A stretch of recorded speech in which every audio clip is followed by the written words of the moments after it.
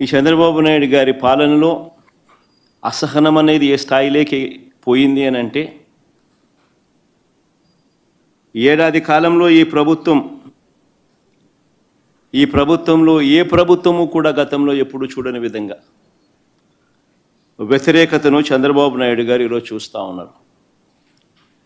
ఇందులో దీని నుంచి డైవర్ట్ చేసేందుకు, ప్రజల సమస్యలు ఎవరైనా గొంతెత్తి విప్పితే ఆ గొంతును నలిపేందుకు ఏడాది కాలంగా మా పార్టీ నాయకులపై చంద్రబాబు నాయుడు గారు పెడతా ఉన్న తప్పుడు కేసులు నిజంగా చూస్తే ఆశ్చర్యం కలిగిస్తాయి. ఎవరు గలం విప్పినా కూడా గలం విప్పకూడదు అనే ఉద్దేశంతో, విప్పనివ్వకూడదు అనే ఉద్దేశంతో తప్పుడు కేసులు పెడతా ఉన్నారు, టాపిక్లు డైవర్ట్ చేస్తూ ఉన్నారు.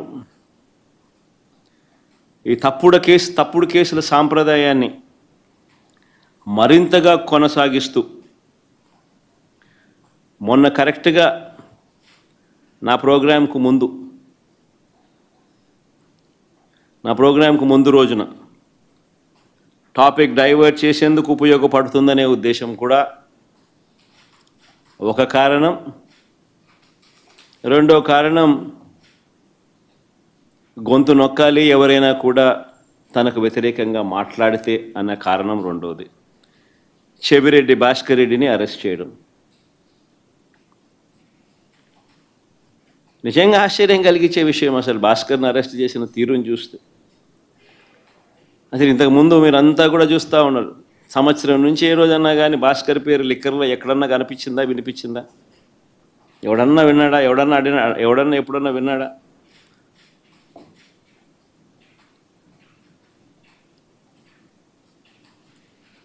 భాస్కర్ని ఇరికిచ్చేందుకోసం తప్పుడు సాక్ష్యాలను క్రియేట్ చేస్తూ ఉన్నారు.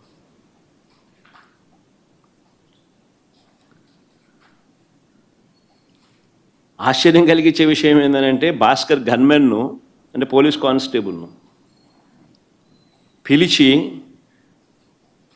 భాస్కర్కు వ్యతిరేకంగా లిక్కర్ స్కామ్ ఏదో ఉంది అని, ఆ లిక్కర్ స్కామ్లో తాను ఏదో ఇన్వాల్వ్ అయి ఉన్నాడని, ఆ లిక్కర్ స్కామ్లో తాను డబ్బులు ఏదో ఉన్నాయని కానిస్టేబుల్తో స్టేట్మెంట్ ఇప్పించుకునే ప్రయత్నం చేస్తే ఆ గన్మెన్ ఆ కానిస్టేబుల్ ఎవరైతే ఉన్నారో ఆ గన్మెన్ ఆ కానిస్టేబుల్ ఇలాంటి తప్పుడు స్టేట్మెంట్ నేను ఇయ్యలేను అన్నందుకు తనను కొట్టి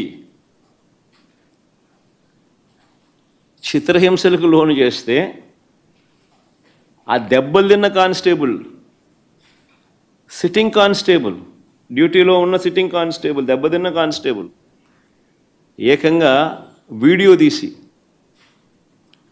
తనకు తగిలిన దెబ్బలన్నీ చూపిస్తూ, ఆ దెబ్బలను డిస్ప్లే చేస్తూ, జరిగిన సంఘటన తాను చెబుతూ డీజీపీకి లేఖ రాసి గవర్నర్కు, ప్రెసిడెంట్ ఆఫ్ ఇండియాకు లేఖలు పంపించినాడు.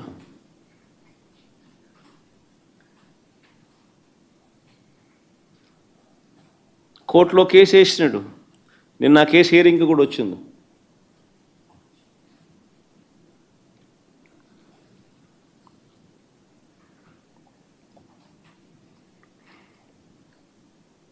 ఆశ్చర్యం కలిగించే విషయం ఇదంతా నిజంగా. చెవిరెడ్డి భాస్కర్ రెడ్డి పేరు సంవత్సరంగా ఎప్పుడు చూస్తూ ఉన్నాం. ఏ రోజు కూడా కనీసం ఎప్పుడు దీంట్లోకి ఎవరు ప్రస్తావించిన కూడా లేదు. గతంలో కూడా ఎప్పుడు సడన్గా భాస్కర్ పేరు తీసుకొచ్చారు. ఇప్పుడు సడన్గా భాస్కర్ను ఇరికిచ్చేదానికోసం సడన్గా ఒక కొత్త క్యారెక్టర్, ఇంకొక కానిస్టేబుల్ ఏమన్నా గిరి అని ఇంకొకరిని తీసుకొచ్చినాడు. అంటే ఒకడు విన్నాడు, ఒకడు వినలా. గిరి అని ఇంకొక కానిస్టేబుల్ తీసుకొచ్చాడు. ఆయనతో గిరి అనే వ్యక్తితో భాస్కర్ మాట్లాడినాడంట. ఆబ్వియస్లీ తన దగ్గర ఉన్న గన్మెన్ ఎవడైనా కూడా మాట్లాడతాడు. ఎక్కడికి పోతున్నావు, వస్తున్నావా, ఎక్కడున్నావు, వస్తున్నావా, ఎప్పుడు వస్తున్నావు, ఏం చేస్తున్నావు, నేను ఇక్కడికి పోతున్నావు, నువ్వు ఎక్కడున్నావు, ఏదో మాట్లాడి ఉంటారేమో. మామూలు సహజంగానే జరుగుతాయి. మన మన నా మన మాదిరి నా మాదిరి ఇంతమంది గన్మెన్లు ఉండరు కాబట్టి, ఉండేది ఒకరికో ఇద్దరు ఒకడో ఉంటాడు కాబట్టి, వీళ్ళు ఎక్కడికైనా పోయేటప్పుడు వీఐపీ పోయేటప్పుడు నువ్వు ఏడుండవు స్వామి, నువ్వు వస్తున్నావా, వస్తే ఇద్దరం కలిసిపోదామని చెప్పి మామూలుగా ఎవడైనా మాట్లాడుకుంటారు. నేను ఆశ్చర్యం చెప్పేది ఫోన్లో మాట్లాడిన ఎక్కువసార్లు ఫోన్లో మాట్లాడినారు. అంటే నీ డ్రైవర్తో కానీ నీ ఇంట్లో ఉన్న ఎవరితో ఉన్నా కానీ నువ్వు ఎక్కువసార్లు మాట్లాడితే చాలు ఆ మనిషిని పిలుచుకొని రావడం, ఆ మనిషితో ప్రలోభాలు పెట్టడం, ఆ మనిషిని లేదా భయపెట్టడం, ఆ మనిషితో తప్పుడు స్టేట్మెంట్లు నీ ఇష్టం వచ్చినట్టుగా ఇప్పించడం, ఆ ఇప్పించిన స్టేట్మెంట్ ఆధారంగా ఈయనను అరెస్ట్ చేయడం. నిజంగా ఏం జరుగుతూ ఉంది ఇది? అదే మాదిరిగా ఇప్పించే ప్రయత్నం ఇంకొక కానిస్టేబుల్ మీద కూడా చేస్తే, ఇంకొక కానిస్టేబుల్ ఇష్టపడకపోతే ఆ మనిషిని కొట్టే స్థాయిలోకి వెళ్ళిపోతే, ఆ మనిషి ఏకంగా వీడియో తీసి జరిగిందంతా చెప్పి వీడియోను లెటర్ను ఏకంగా డీజీపీకి నుంచి ప్రెసిడెంట్ ఆఫ్ ది కంట్రీకి గవర్నర్కు లేఖ రాసి కోర్టులో కేసు వేసినాడు. అంటే ఈ మాదిరిగా ఇరికియాలనుకుంటే ఎవరు తట్టుకోగలుగుతారు? ఎవరినైనా ఇరికిచ్చేసేయచ్చు. Where is the end for it? నిజంగా all what you require is an government employee. ఎవడో నీ గన్మెన్ ఎవడో ఒకటి పట్టుకుంటే చాలు. నెక్స్ట్ చంద్రబాబు నాయుడు దగ్గర, లోకేష్ దగ్గర పనిచేస్తాను గన్మెన్ ఒకటి దొరికితే చాలు. అది ఎట్ట గవర్నమెంట్లో ఎవడుంటే గవర్నమెంట్ కనుక అనుకూలంగా చెప్తారు. అంతే. ఇంకా ఆ మనిషి ఈ మనిషి దగ్గర పనిచేస్తానంటే ఈ మనిషి ఆ మనిషి మీద వ్యతిరేకంగా చెప్పేస్తాడు. ఆ మనిషి ఆటోమేటిక్లీ ఆ మనిషి మీద నీ ఇష్టం వచ్చిన ఆరోపణ చేసేయచ్చు, మనిషిని ఎత్తుకొని వచ్చి జైల్లో పెట్టేసేయచ్చు. ఏంది ఇది? నిజంగా భాస్కర్కి జరిగిన పరిస్థితిని కానీ, లేకపోతే ఈ లిక్కర్ కేసులో జరుగుతూ ఉన్న దర్యాప్తు ప్రక్రియ కానీ, ఇవన్నీ కూడా చూస్తే నిజంగా సామాన్యుడు ఎవడు బతకలేడు. ఎవిడెన్సెస్ అనేటివి నువ్వు క్రియేట్ చేస్తూ ఉన్నావు, మ్యానుఫ్యాక్చర్ చేస్తూ ఉన్నావు. ఈ మాదిరిగా తప్పుడు సాంప్రదాయానికి నువ్వు నాంది పలుకుతే రేపు పొద్దున వ్యవస్థ బతుకుతుందా? నక్సలిజం అనేది ఇట్లాంటి దానిలో నుంచి పుడుతుంది. సామాన్యుడి మీద ఇట్లాంటి ఎవడన్నా ప్రదర్శిస్తేనే నక్సలిజం అనేది పుడుతుంది. నిజంగా రాష్ట్రాన్ని బిహార్ చేయడంలో ఎంతకన్నా గొప్ప లీడరు, గొప్ప నాయకుడు చంద్రబాబు నాయుడు కన్నా గొప్ప నాయకుడు ఎవడు ఉండడు. చివరికి ఆశ్చర్యం ఏం తెలుసా? భాస్కర్ని ఎందుకు టార్గెట్ అని అంటే చంద్రబాబు గారు సొంత కాన్స్టిట్యున్సీ. భాస్కర్ అనే వ్యక్తి కూడా కాదు, చివరికి భాస్కర్తో పాటు భాస్కర్ కొడుకును కూడా. ఆ పిల్లడు మొన్ననే పాపం చదువులు అయిపోయి చేసుకొని లండన్ నుంచి మొన్న వచ్చినాడు, చిన్నపిల్లడు. ఆ పిల్లని కూడా దీంట్లోకి ఇరికిచ్చేసినారు. అంటే చంద్రగిరి కాన్స్టిట్యున్సీలో క్లీన్ ఉండాలా, ఆయన సొంత కాన్స్టిట్యున్సీ కాబట్టి. ఏంది ఇది? నాకు అర్థం కాదు. సొంత కాన్స్టిట్యున్సీలో గెలవలేని వ్యక్తి ఇక్కడ 17,000తో ఓడిపోతే, చంద్రగిరిలో ప్రజలు తంతే చంద్రబాబు నాయుడిని 17,000తో ఓడిస్తే కుప్పం పోయినాడు. ఇప్పుడు ఆ చంద్రగిరి లాంటి చోట రాజకీయాలు చేయడం కోసం భాస్కర్ కొడుకును ఇటు వాళ్ళందరినీ ఎలిమినేట్ చేయాలని చెప్పి, తప్పించేయాలని చెప్పి. ఏంది ఇది రాజకీయాలు? ఈ తప్పుడు కేసుల పరంపరలో ఇప్పటికే పిన్నెల్లి రామకృష్ణారెడ్డిని మాచర్ల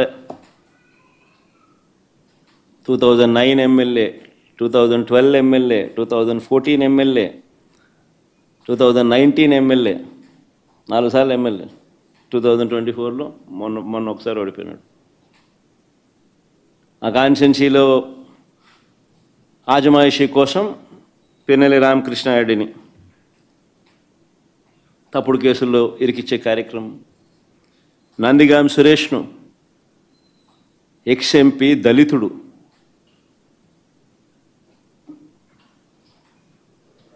రెండుసార్లు జైల్లో పెడుతున్నాడు. ఒకసారి జైల్లో పెడితే 4 రోజులు జైల్లో పెడితే సుప్రీంకోర్టు దాకా కూడా పోయినాం.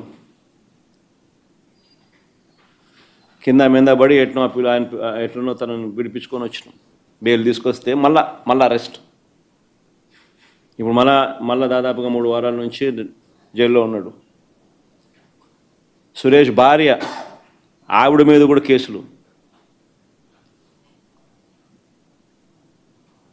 వల్లభనేని వంశీ దాదాపుగా 2 నెలలు దాటింది. ఒక కేసు అయిపోతానే మళ్ళీ ఇంకొక కేసు, ఒక కేసులో బెయిల్ వస్తూనే మళ్ళీ ఇంకొక కేసు. ఇప్పుడు 11 కేసులు అయినట్టున్నాయి. జోగి రమేష్ కొడుకును కాకాని గోవర్ధన్ని,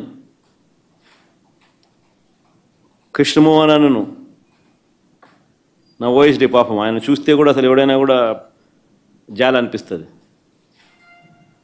ఆయన చూస్తే కూడా ఆయన ఆర్డీఓ పాపం. ధనంజయ రెడ్డి పాపం ఆయనను చూస్తే కూడా బాధ అనిపిస్తుంది. వీళ్ళంతా మచ్చలేని ఆఫీసర్లు వీళ్ళంతా. రాజకేశ్వర రెడ్డి, బాలాజీ, గోవిందప్ప ఇలాంటి వారిని అరెస్ట్ చేసి జైలుకు పంపారు. మా ఎంపీ మిథున్ రెడ్డిని ఎప్పుడెప్పుడు అరెస్ట్ చేయాలని చెప్పి వెంటబడతా ఉన్నారు. మా పెద్దిరెడ్డి రామచంద్రారెడ్డిని చంద్రబాబు నాయుడిని ఎప్పుడో కాలేజ్ టైంలో ఎప్పుడో కొట్టినాడంట ఆయన. ఆ కోపం ఇప్పటికి కూడా ఉంది. వాళ్ళ కొడుకుని అరెస్ట్ చేయాలంటాడు, వాళ్ళ నాయన్ని అరెస్ట్ చేయాలని అంటాడు.